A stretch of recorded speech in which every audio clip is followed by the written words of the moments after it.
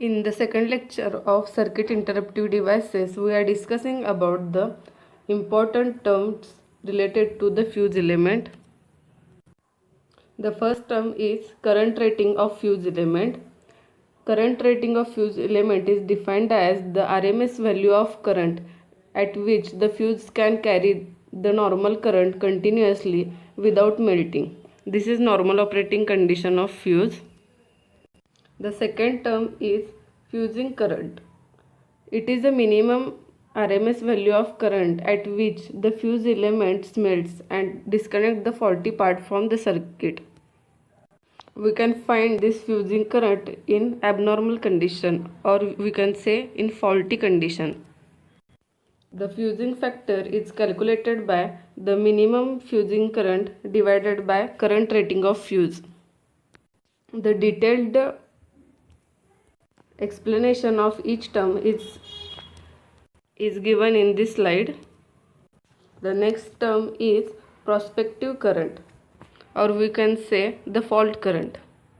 This term is defined as the current flowing through the fuse element at the time of fault. It's called as prospective current or fault current.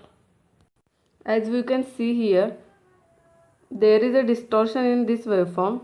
This distortion in waveform represents the fault. At this point, means at cutoff point, the fuse element melts. This cutoff current is defined as it is the instantaneous value of prospective current or fault current at which fuse element melts.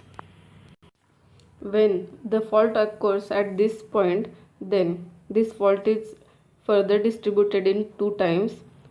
First one is pre-arcing time and arcing time.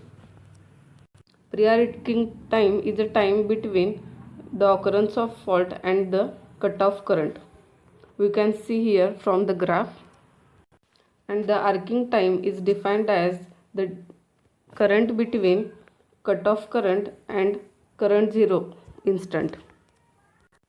The total operating time is the sum of pre-arcing time and arcing time, or we can say it is a current between occurrence of fault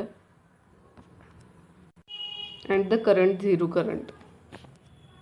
This is how these important terms are defined.